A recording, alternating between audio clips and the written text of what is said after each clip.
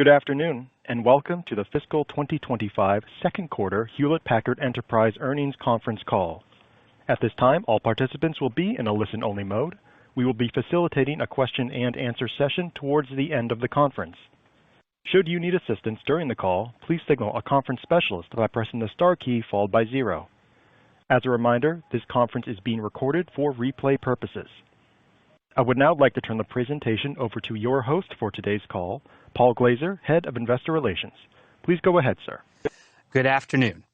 I am Paul Glaser, Head of Investor Relations for Hewlett Packard Enterprise. I would like to welcome you to our fiscal 2025 second quarter earnings conference call with Antonio Neri, HPE's President and Chief Executive Officer, and Marie Myers, HPE's Chief Financial Officer. Before handing the call to Antonio, let me remind you that this call is being webcast. A replay of the webcast will be available shortly after the call concludes. We have posted the press release and the slide presentation accompanying the release on our HPE Investor Relations webpage. Elements of the financial information referenced on this call are forward-looking and are based on our best view of the world and our businesses as we see them today. HPE assumes no obligation and does not intend to update any such forward-looking statements. We also note that the financial information discussed on this call reflects estimates based on information available at this time and could differ materially from the amounts ultimately reported in HPE's quarterly report on Form 10-Q for the fiscal quarter ended April 30th, 2025. For more detailed information, please see the disclaimers on the earnings materials relating to forward-looking statements that involve risks, uncertainties, and assumptions. Please refer to HPE's filings with the SEC for a discussion of these risks. For financial information we have expressed on a non-GAAP basis, we have provided reconciliations to the comparable GAAP information on our website. Please refer to the tables and slide presentation accompanying today's earnings release on our website for details. Throughout this conference call, all revenue growth rates, unless noted otherwise, are presented on a year-over-year basis and adjusted to exclude the impact of currency. Antonio and Marie will refer to our earnings presentation in their prepared comments. Finally, I would like to announce that we will hold our security analyst meeting on October 15th, 2025. We will provide more details as the date gets closer. With that, let me turn it over to Antonio. Thank you, Paul. Good afternoon, everyone. In Q2, HPE delivered solid results. We executed well and delivered both revenue and non-GAAP diluted net earnings per share above the high end of guidance. Through focused and disciplined execution, we have addressed the operational challenges we experienced in our service segment last quarter. We expect these actions will contribute to margin improvement through fiscal year end. In the second quarter, we saw a very dynamic macro and trade policy environment. The IT industry continues to navigate significant uncertainty brought on by tariffs, the AI diffusion policy withdrawal, and broad macroeconomic concerns. While this led to uneven demand during the quarter, we did not benefit from significant order pull-ins. We ended Q2 with a stronger pipeline compared to Q1, reinforcing that our strategy is the right one. Q2 revenue was $7.6 billion, up 7% year-over-year, and just above the high end of a previously provided guidance. We saw year-over-year revenue growth in every product segment. The results were led by higher AI system revenue conversion in server, solid performance in Intelligent Edge, and stronger than expected performance in our hybrid cloud segment, which was driven by our HPE Alletra MP storage transition and the continued adoption of HPE GreenLake Cloud subscription services. Q2 operating profit grew year-over-year in hybrid cloud, Intelligent Edge, and HPE Financial Services. As we said in our Q1 earnings, we expected server operating profit to decline quarter over quarter, although our server revenue and operating margin were near the high end of our Q2 guide. We remain laser-focused on execution in our server segment. Since our last update, we have closely monitored the changes implemented to improve profitability. These include the rollout of new pricing analytics, increased discount scrutiny, and inventory management. As we said in our last call, it will take a couple of quarters to realize the full benefit of these measures, and we expect our server segment operating margin will recover to approximately 10% exiting Q4. We delivered non-GAAP diluted net earnings per share of 38 cents, above the high end of our previously provided guidance. We benefited from lower than anticipated tariff impact and more favorable OI&E. Net of these items, non-GAAP EPS was still at the high end of our outlook, driven by solid revenue performance and cost management. As we move into the second half, we have improved line of sight to timing of our AI revenue conversion. As such, we are tightening our revenue outlook to be up 7% to 9% year over year. In addition, we are raising the low end of our non-GAAP diluted net earnings per share range by 8 cents. We continue to capitalize on the mega trends reshaping the IT industry across networking, AI, and hybrid cloud. In networking, the market continues to recover. Year over year, our business achieved its third consecutive quarter of orders growth and return to revenue growth. In AI, we signed $1.1 billion of net new orders, with enterprise accounting for one-third. We converted more than $1 billion into revenue, up from $900 million last quarter, and we exited with $3.2 billion of backlog in AI systems. Our pipeline remains multiples of our backlog. In our hybrid cloud segment, we saw another solid quarter of storage revenue performance, with our Alletra portfolio growing high double digits year over year. The transition to a subscription business model is a revenue headwind in the near term, but more accretive to profitability long term. Orders for Alletra MP have grown more than 75% year over year for 4 consecutive quarters, contributing to a growing deferred software revenue balance. This demonstrates the value of our disaggregated architecture with multi-protocol support and the flexibility of our offering. Finally, GreenLake continues to deliver strong results. We are growing customer count, which now totals approximately 42,000, generating over $2.2 billion of annualized revenue run rate. This is up 47% year over year and above our 35 to 45% CAGR commitment. Software and services continue to be more than 70% of our AIR, demonstrating a portfolio shift to higher growth and higher margin areas of the stack. Marie will provide more details on Q2 and our fiscal year outlook. But first, I would like to highlight several recent product launches that further reinforce our strategy. Last month, we launched the industry's most advanced private cloud portfolio. Morpheus and our HPE virtualization software have been integrated into our HPE private cloud portfolio. Through this integration, we can lower customers' virtualization costs by up to 90% on a core basis and unify management of their entire multi-cloud and multi-vendor IT estate. Customer interest in VM Essentials has been very strong. Notably, Danfoss is planning to replace 75% of its virtual estate with VM Essentials within HPE GreenLake for Private Cloud Enterprise. In networking, we introduced new capabilities with HPE Aruba Networking Central to expand universal zero trust network access solutions to help enterprises bolster cybersecurity. HPE Aruba Networking Central is now also available to deploy as an on-premises option. This is particularly helpful for customers prioritizing data sovereignty. Aruba Networking Central now manages over 5 million devices and is contributing to strong AIR subscription growth within Intelligent Edge. We are maintaining our rapid pace of AI innovation in our deep and long-standing partnership with NVIDIA. One of the cluster build-outs we are working on right now with NVIDIA is a large deployment of NVIDIA Grace Blackwell NVL72 systems. We are nearing completion and appreciate the continued partnership that pairs our capabilities.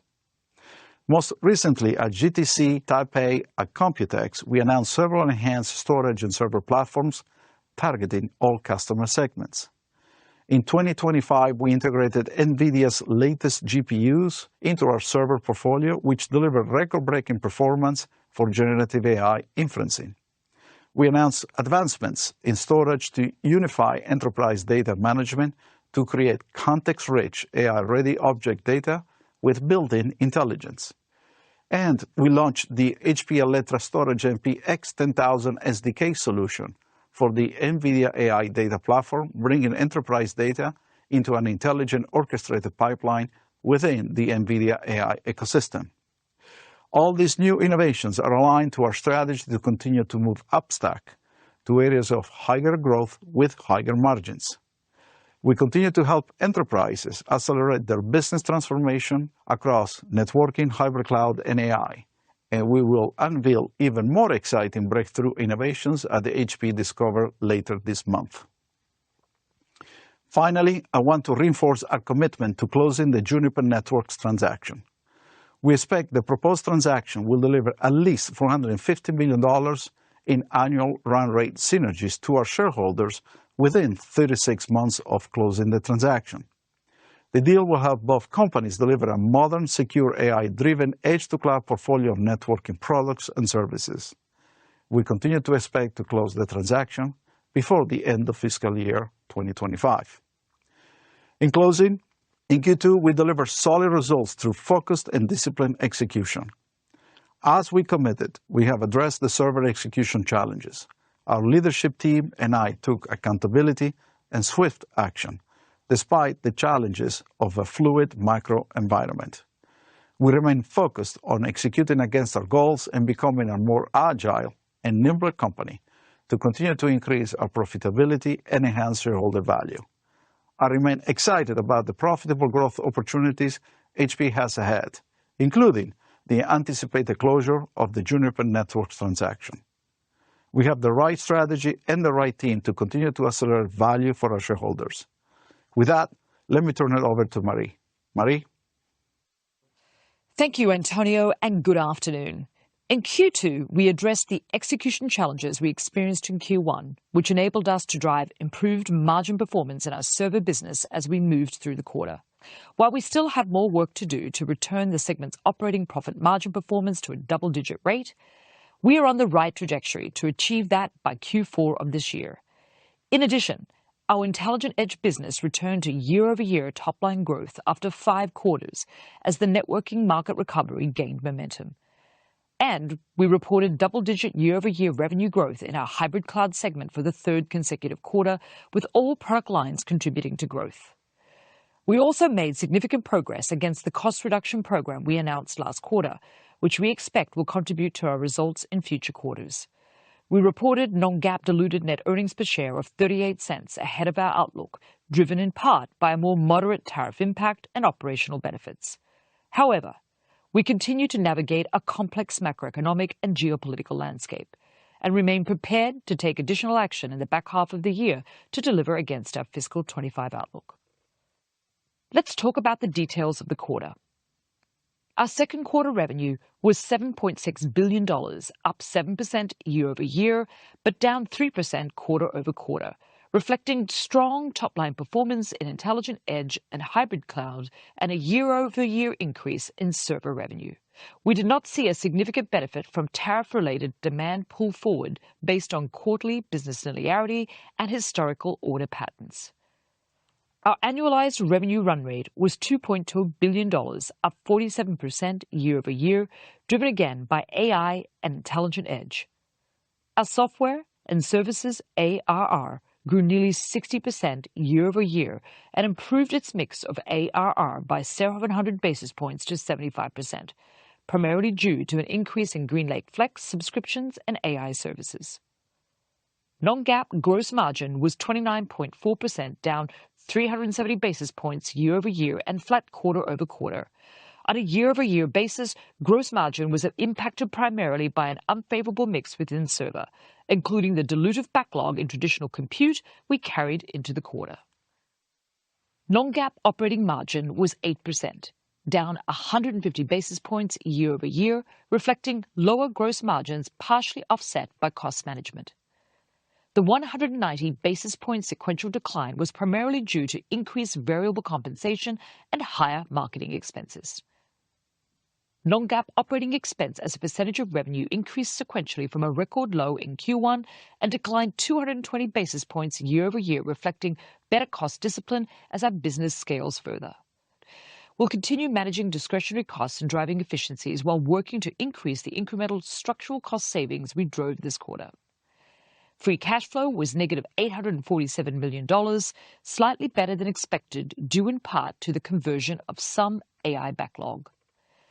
GAAP diluted net loss per share of 82 cents was below guidance of positive 8 cents to 14 cents, primarily due to a non-cash goodwill impairment charge recorded in the quarter. Non-GAAP diluted net earnings per share of 38 cents was above our guided range of 28 cents to 34 cents. EPS included 2 cents each related to tariffs and OI&E expense. Non-GAAP diluted net earnings per share excludes $1.7 billion in net costs primarily driven by a non-cash goodwill impairment charge of approximately $1.4 billion, or $1.03 per share related to our hybrid cloud business. This charge is due primarily to the macroeconomic uncertainty that played out during the second quarter, requiring an additional interim impairment test of our goodwill. These tests use a market-based cost of capital assumption, which increased significantly since our last test, leading to the material non-cash impairment charge. Our view on our hybrid cloud business has not changed. Other factors excluded from our non-GAAP diluted net earnings per share include expenses related to our cost reduction program, stock-based compensation expense, acquisition, disposition, and other charges, amortization of intangible assets, and H3C divestiture-related severance costs. Now, let's turn to our segment results. Server revenue was $4.1 billion, up 7% year over year, and a decline of 5% sequentially, consistent with the higher end of the guidance range we provided. The quarter-over-quarter revenue decline was impacted by lower traditional compute volumes due to the implementation of corrective pricing actions we took at the end of Q1, offset partially by higher than expected AI systems revenue. We took decisive actions to address the execution issues that impacted our performance last quarter. Firstly, we implemented more rigorous reporting processes and analytics to more quickly identify and remediate operational issues. Secondly, we tightened our deal desk controls to require greater management scrutiny, including forward costing assumptions on orders. Lastly, we are managing inventory exposure associated with AI transactions and potential component transitions. We believe these steps will improve performance and profitability as we progress through the back half of fiscal 25 and into next year. In traditional server, consistent with our expectations, revenue declined sequentially, driven by volume declines offsetting AUP growth as the Gen 11 server refresh continues to drive the majority of our core compute sales mix. We began shipping Gen 12 servers during Q2 and remain confident in its adoption and growth trajectory. In AI systems, we signed $1.1 billion in net new orders driven by strong growth in our enterprise and sovereign markets on both a year-over-year and sequential basis. We recognized more than $1 billion of revenue during the quarter, up from $900 million last year. AI systems revenue increased by greater than 10% sequentially versus our guidance of a modest decline due to improved customer readiness. Server operating margin of 5.9% was consistent with expectations. Our margin performance improved over the course of the quarter as the remediation actions we implemented in late Q1 helped offset some of the backlog pricing headwinds we carried into the quarter.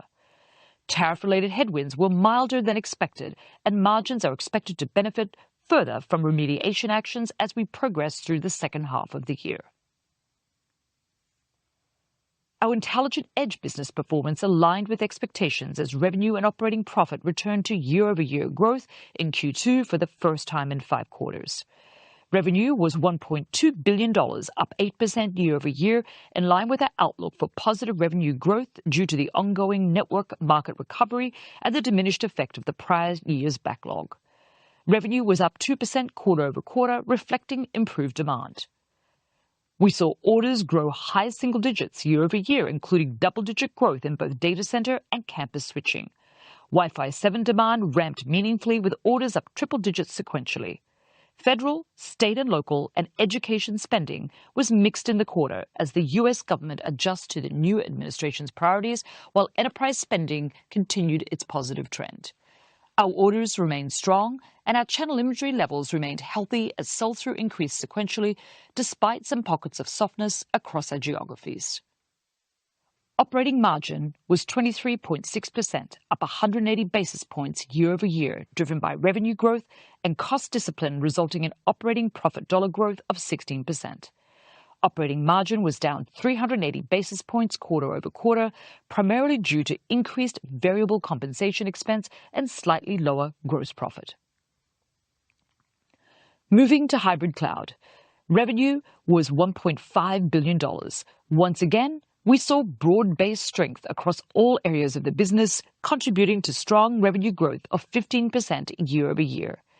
Sequentially, revenue increased 4%, exceeding our expectations. In storage, our HPE Electra MP platform continues to drive robust growth, with revenue up triple digits year-over-year and new logos up almost 300 sequentially. In addition, it continues to constitute over half of our IP block orders.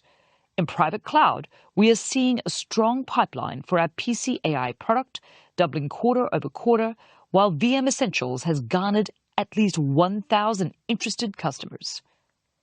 Hybrid cloud operating margin rose 440 basis points year-over-year to 5.4%, driven by strong cost management, but declined 160 basis points sequentially due to higher variable compensation. Lastly, financial services. Our financial services business generated revenue of $856 million, up 1% year-over-year and down 2% quarter-over-quarter. Financing volumes decreased 20% year-over-year to $1.3 billion. Our Q2 loss ratio was 0.6%, and return on equity totaled 17.5%. Operating margin of 10.4% increased 110 basis points year-over-year and 100 basis points quarter-over-quarter, and was the highest in 2 years, primarily due to strong cost management. Moving to cash flow and capital allocation. We consumed $461 million of operating cash flow in the quarter, and free cash flow was an outflow of $847 million, slightly better than we guided, which benefited from better-than-expected non-GAAP net earnings and inventory reduction. Inventory totaled $8.1 billion at the end of the period, down $481 million sequentially. Reducing our inventory balance to more normalized levels remains a key priority, and we expect to reduce inventory levels further in Q3 as we deploy a large AI system order booked earlier this year. Q2 cash conversion cycle was positive 26 days, up 21 days from last quarter.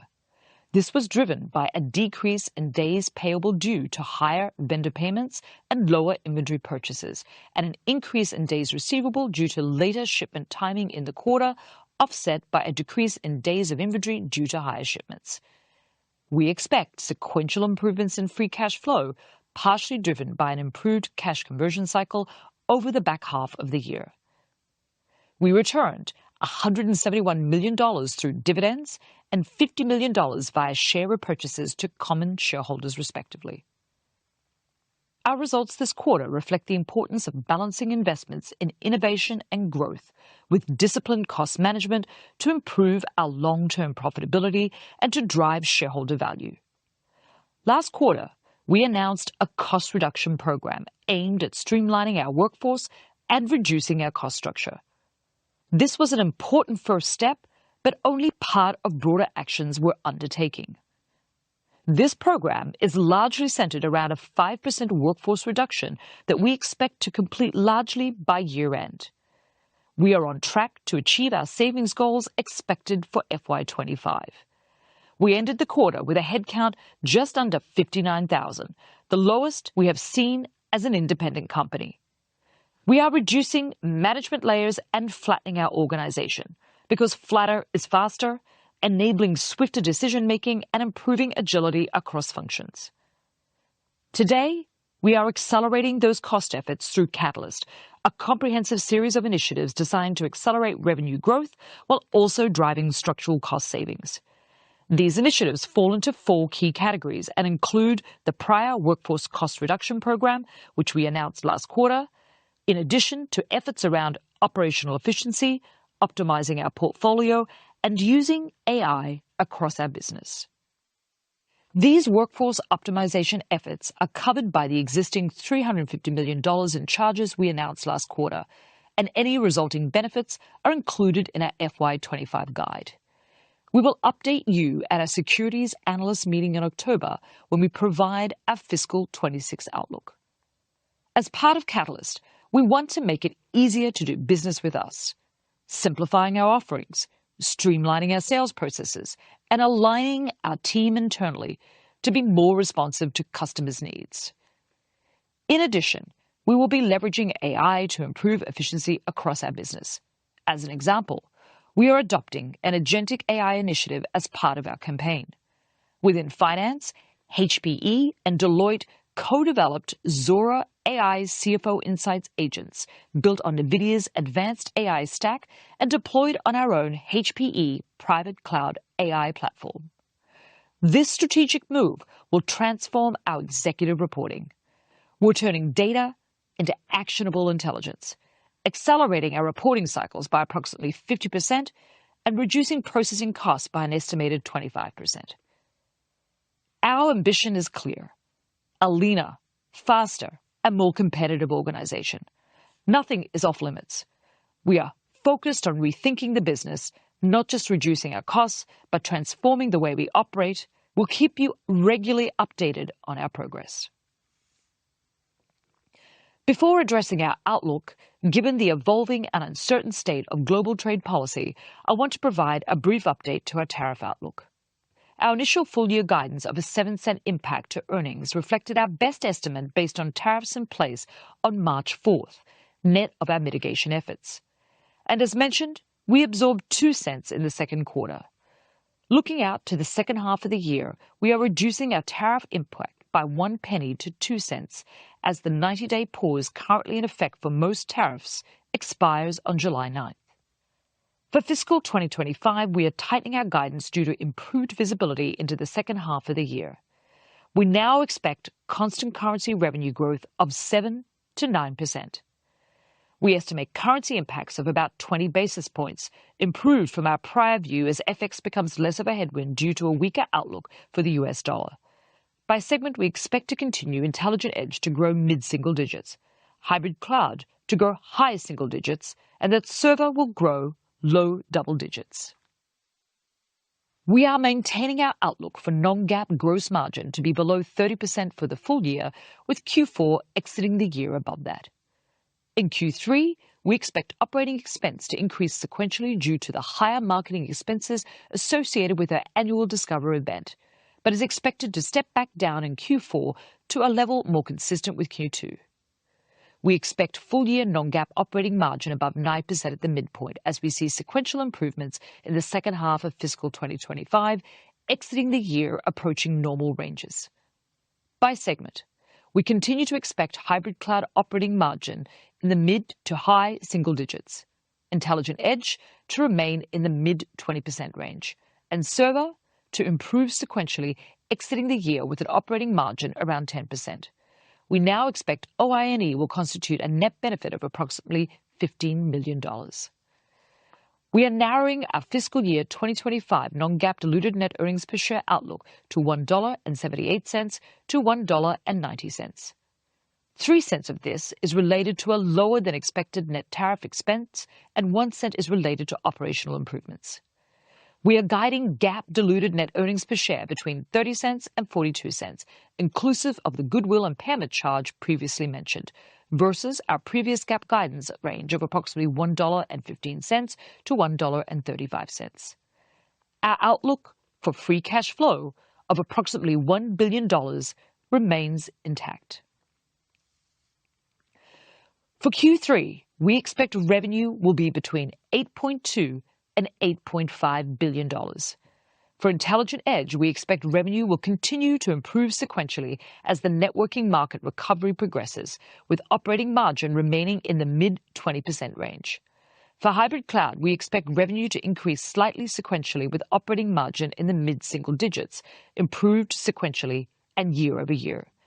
For server, we forecast a sequential increase at mid-teens rate, reflecting a strong double-digit increase in AI systems revenue due to a large AI deal we expect to ship in Q3. Server operating margin is expected to improve sequentially, falling in the mid to high single digits range due to the corrective actions we took, offsetting a higher mix of AI systems revenue. We expect GAAP diluted net earnings per share to be between 24 cents and 29 cents, and non-GAAP diluted net earnings per share to be between 40 cents and 45 cents. We expect the second half of fiscal 2025 will be seasonally stronger than the first half, with free cash flow rebounding sequentially in Q3, primarily due to the continued reduction in inventories and increased net income. With that, I'll open the floor for questions. Thank you. We will now begin the question and answer session. To ask a question, you may press star, then 1 on your touch-tone phone. If you are using a speakerphone, please pick up your handset before pressing the keys. If at any time your question has been addressed and you would like to withdraw your question, please press star, then 2. In the interest of time, we request that you please ask only one question. We will now pause momentarily to assemble our.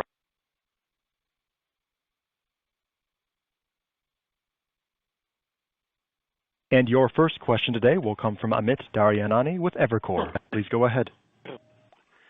Yep. Good afternoon. Thanks for taking my question. I guess maybe just to talk about April quarter numbers came in better than expected, especially on the server side where you had a few issues last quarter, I think both on the x86 and the AI side. If you could just talk about, what's needed at this point for server margins to go from 5% to 10% plus by year end. It would be helpful just to understand and get an update on what issues have been resolved versus what still needs to be tackled as you go forward to get to that 10% number. And then, Antonio, maybe somewhat related to all this, since we last spoke, there have been public articles around an activist engagement. So I'd love to understand, Sarah, how do you think about it, and maybe talk about your priorities or options in the event Juniper doesn't close, because I think you've talked a fair bit about what the model can look like with Juniper in there. Thank you. Well, thanks, Amit, and good afternoon. So, as I said in my remarks, Marie, we addressed the execution challenges we had in Q1. If you recall, we spoke about 3 issues. It was the cost in our pricing, it was the discounting, and it was the inventory, which obviously was elevated, and that drove incremental expenses. So we feel that we have addressed those issues with very targeted, actions that will continue to deliver results as we go through the back half of the year. So examples of these actions are on the pricing side, new analytics, so that give us a better insight of what comes next in our pipeline and how to price and discount those. Obviously, very, very stringent discounting empowerment throughout the organization. And then on the inventory side, look, quarter over quarter, we reduced the inventory by $500 million. We believe that the remaining actions will be addressed through the back half as we convert more revenue. In Q3, we're going to convert a very large deployment that we expect to be completed here soon. And so we are confident that those actions will help us return to the 10% exit on operating margins in Q4. And also, clearly, that's also substantiated also by the incremental actions we're taking on cost. So we are confident about that. That's why we have raised the bottom end of our guide, and we believe we have line of sight to that. In terms of your second question, look, we don't comment on specific communication that we have with our shareholders. Our board and I engage a number of shareholders, and we have an ongoing dialogue on a range of issues and opportunities. We value the constructive input from all of them. We believe today the fastest path to increase and accelerate our shareholder value is the Juniper transaction. But we also have seen and explore a number of other options if the Juniper deal doesn't happen, and that inclusive of capital return and other portfolio actions. But we are not going to discuss those until we see the outcome of the Juniper transaction. And we are within 5 weeks of the trial, And we hope to get that result and start the integration of the asset. Very good. Thank you, Amit. Next question, please. And your next question will come from Tim Long with Barclays. Please go ahead. Thank you. Antonio, I was hoping you could elaborate a little bit. You talked about, I think, the pipeline exiting Q2 being a little stronger than exiting Q1. You also mentioned, a multiplier on the AI backlog, so I'm assuming that's part of the answer. But can you just kind of run through the businesses and give us a little bit color on that pipeline, whether it's product driven or geographic? What is driving that upside in pipeline compared to last quarter? Thank you. Yeah, thanks, Tim. Look, we saw a strengthening of the pipeline across the portfolio. So let's start with AI.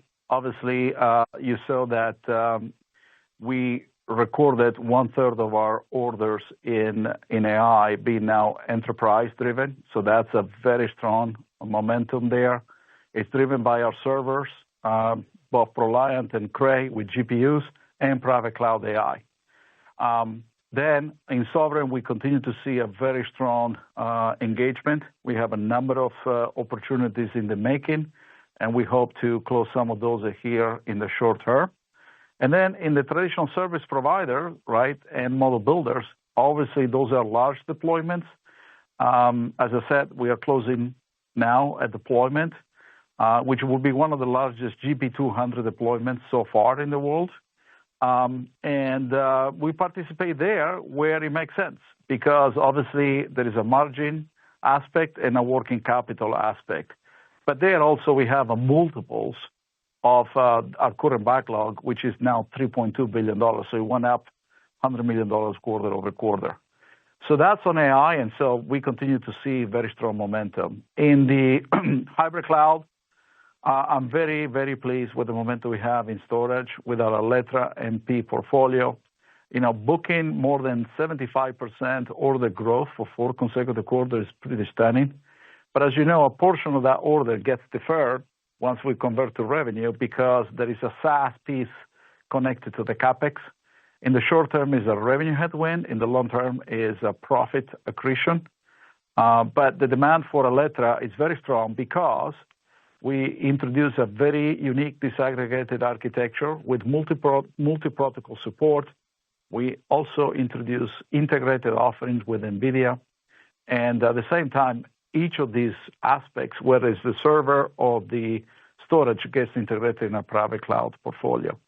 In addition, the virtualization part of the private cloud is very, very strong.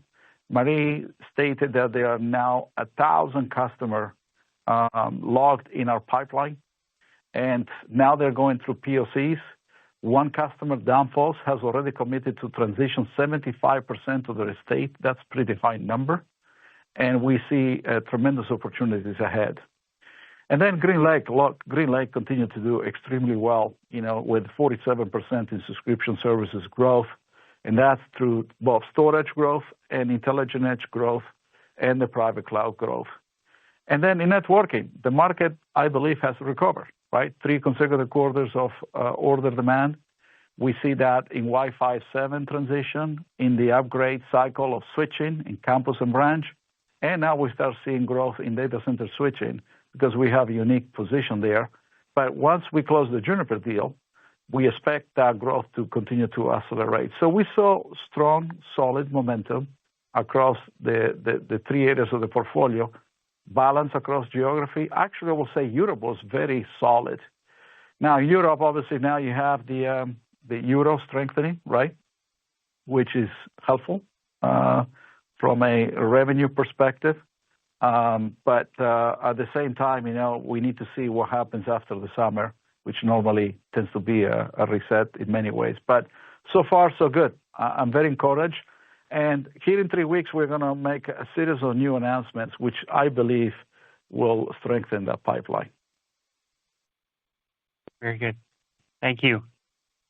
Operator, next question, please. Your next question today will come from Meta Marshall with Morgan Stanley. Please go ahead. Great, thanks.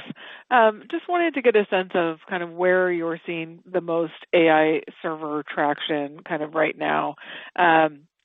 And then maybe just on the second piece, just about improving kind of the margin profile of the storage business. Realize kind of Electra doing quite well, but just kind of what you see as the path towards kind of improving the margin profile there with your own IP products. Thanks. Yeah, Meta. So on the server side, look, it's a combination depending on the customer segment. When you think about these large service providers or model builders, they tend to consume a large amount of compute. It's very compute driven, meaning accelerating computing. But that comes with networking and other things that you have to surround around the infrastructure, which obviously direct liquid cooling, which we have been talking about since last October, is now a necessity. And we believe HPE is uniquely positioned both from an IP perspective and manufacturing capability at scale perspective. It takes an enormous amount of work, and we have learned a lot in these deployments in the last few months. But then as you go to sovereign, it's a mix of compute and storage, and as well supercomputing. Let's not forget supercomputing continue to be a very important element. But clearly, there is 15 to 20 countries. They're all trying to deploy AI factories for sovereign reasons and the like. And they're, again, very compute-centric, but there are other type of infrastructure you can attach to it. And an enterprise is all above, right? And what we see in enterprise is time to value, is not time to market. Time to value meaning I don't need to spend a lot of time gluing together infrastructure. I need to deploy infrastructure at the speed I can deliver value to the enterprise. And this is where storage and compute are very tightly coupled with a networking that really brings all of that together. And the software piece of that is the most essential component. And that's why GreenLake resonates, because once you are in GreenLake, you already have access to all the software. And that's the co-engineering work we have done with NVIDIA, bringing their software and HP software in an environment where they can accelerate time to value. So that's what we have seen. In terms of storage margin, Marie, you want to? Yeah, no, look, I'd say, Meta, we do expect to see the margins, as you know, we reflect that in our hybrid cloud segment. And through the course of the year, we do expect to see the margins actually turned up towards the end of the year to the high single digits. So you'll see some of that favorability basically flow through by the end of Q4. Good. Thanks, Meta. Next question, please. And your next question today will come from Simon Leopold with Raymond James. Please go ahead. Hi, guys. This is Victor Chu in for Simon Leopold. Has Blackwell demand helped to bridge the recovery in AI servers and contribute to the improved line of sight that you noted earlier? And I guess what steps have you taken to ensure that you have optimized inventory levels around AI servers going forward? Yeah, I mean, in Q1, I said that the demand, the orders we booked, shifted very rapidly to Blackwell. And that clearly is now what we're seeing. And, the way we drive this process now, remember, for some of the customers, not all of them, is prepayment. And that means that unless we prepay us, we don't buy inventory. So that's point number one. And point number two is that on the previous generation, our inventory has been decreased dramatically. There's still demand, but our exposure on the older inventory is significantly lower, and we are adequately reserved at this point in time. Okay. Thank you. Next question, please. And your next question will come from Samik Chatterjee with JP Morgan. Please go ahead. Hi. Thanks for taking my question.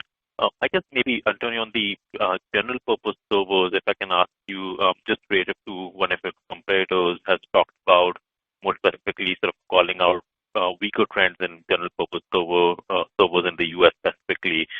Maybe if you can sort of highlight what trends you're seeing there in terms of customer orders, independent of the execution improvement that you're seeing in that business. And maybe just a follow-up there. I know you're reiterating the 10% margin target for the total server segment for 4Q.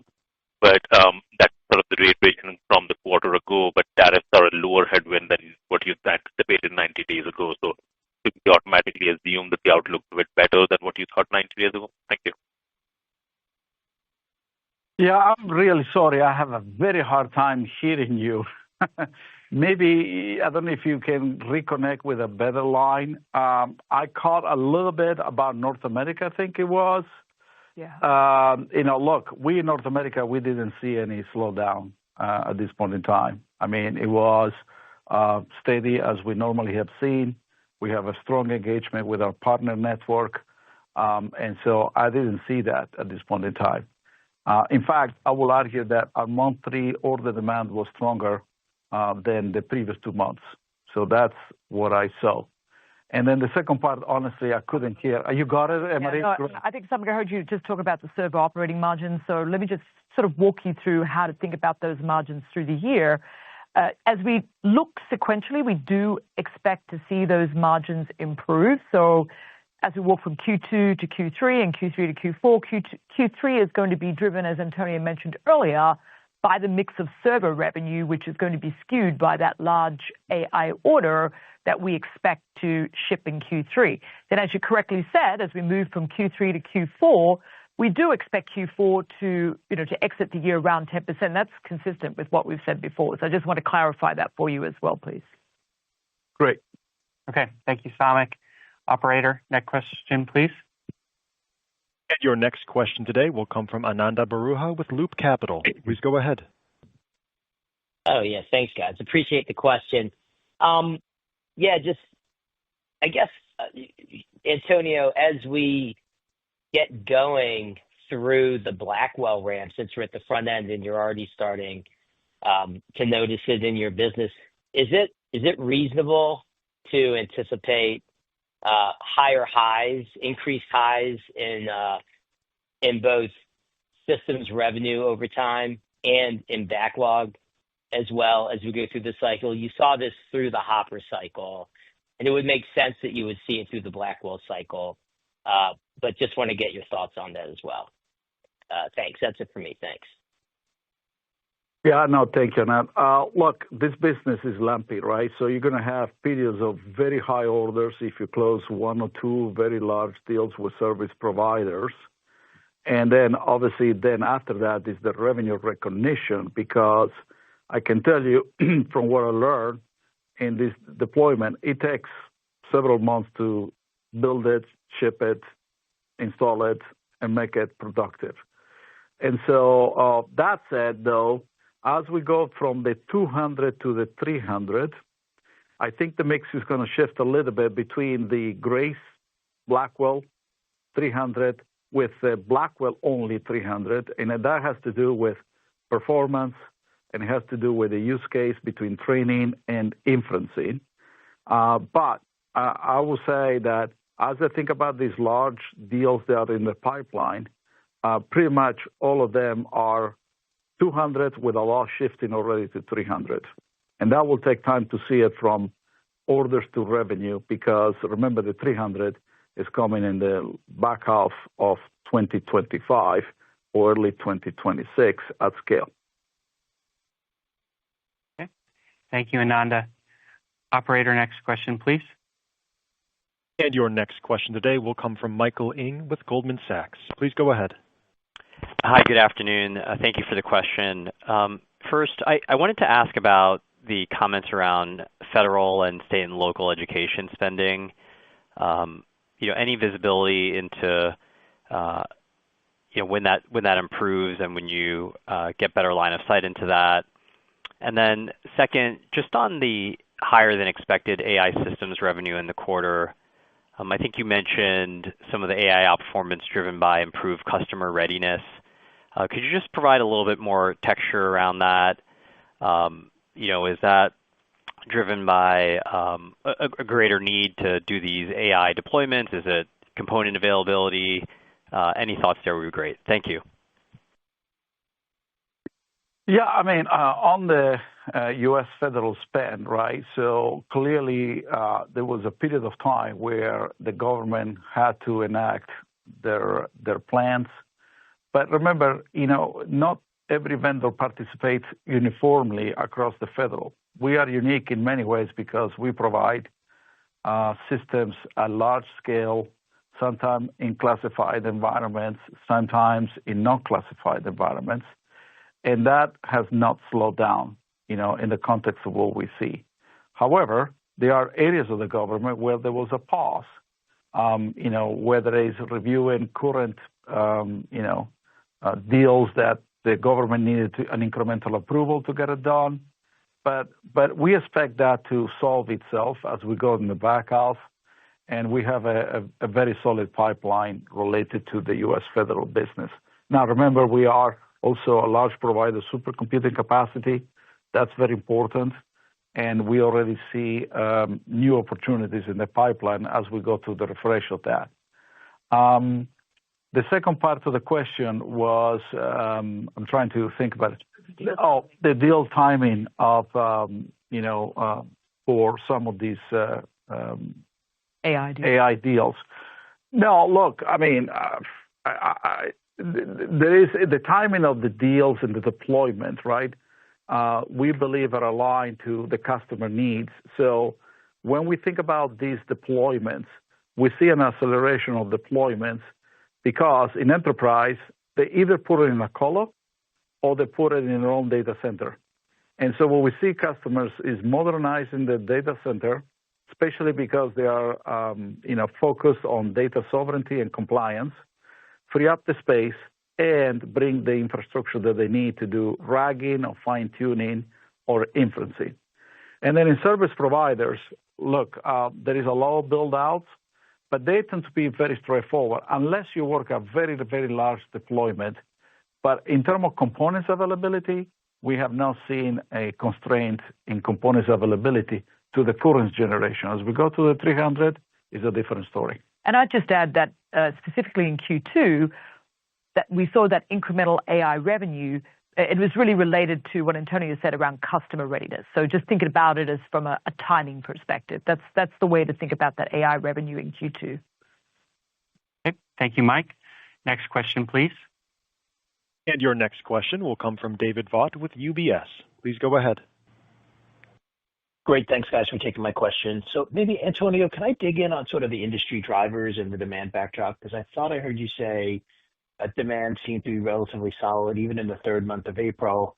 And I guess what I'm trying to understand is, July, the quarter, the guide looks relatively strong. But if I kind of take it in the context of the full year, we're looking for, I think, a relatively modest sequential growth in October. Now, I recognize the backdrop is murky and the comp is tough on a year-over-year. Can you maybe just expand on why you're being a little bit more conservative than I thought you would be given the trends in October? And then maybe just for Marie, on the workforce reduction plan, I would imagine that the vast majority of that is skewed towards the server business.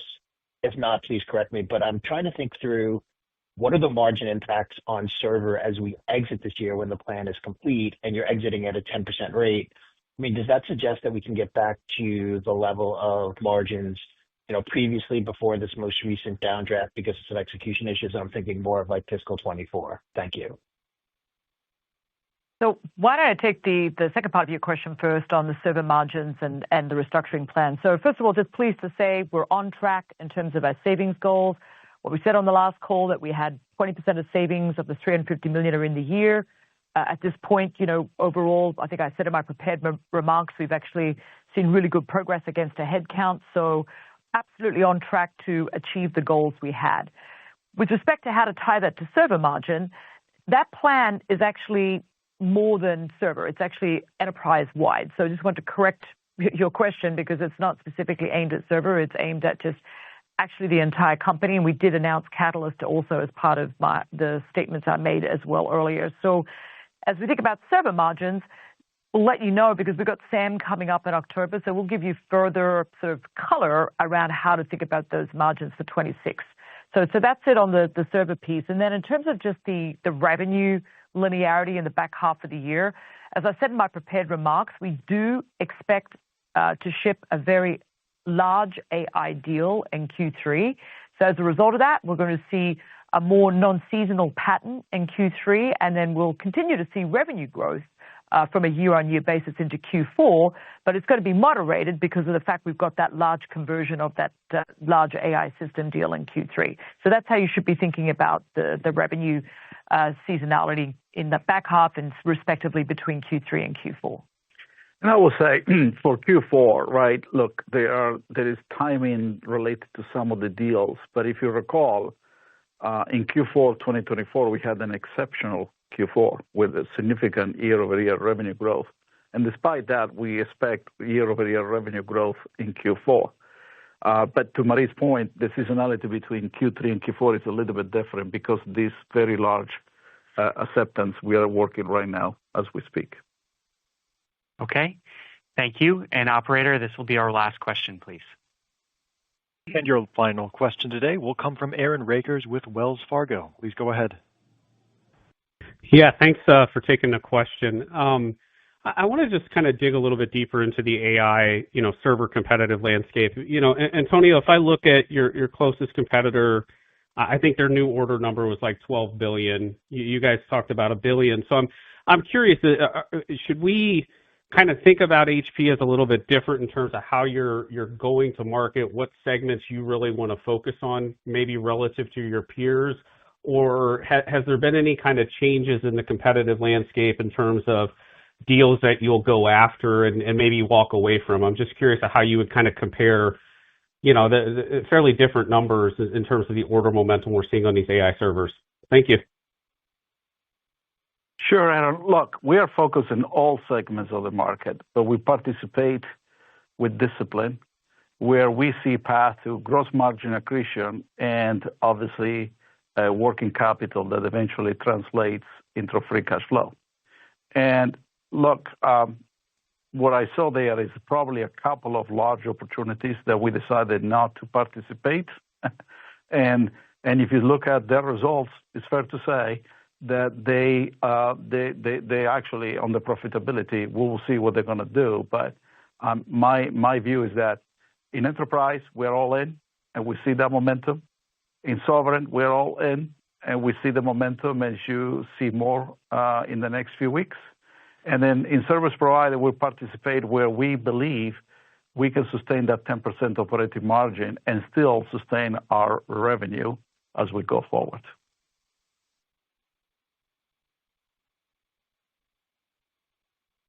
Antonio, any closing comments? Yeah, no, look, I know we probably have more questions, but I know we have follow-up calls with each of you. Look, we delivered a solid Q2. I'm very pleased with the fifth consecutive quarter of year-over-year revenue growth. We see the actions we are taking in server already delivering the results that we want, and we don't see that in the next 2 quarters. Networking continue to do very well, and we are very pleased with the hybrid cloud. But as always, there is more work to do. I believe we have line of sight to our new guide and commitments, and it's all about driving the execution, which is sustained by an amazing portfolio with amazing innovation. And I hope you will pay attention to what we have to say in 3 weeks at HP Discover. You will be very impressed about the number of new innovation we're going to continue to bring to market across networking, hybrid cloud, and AI.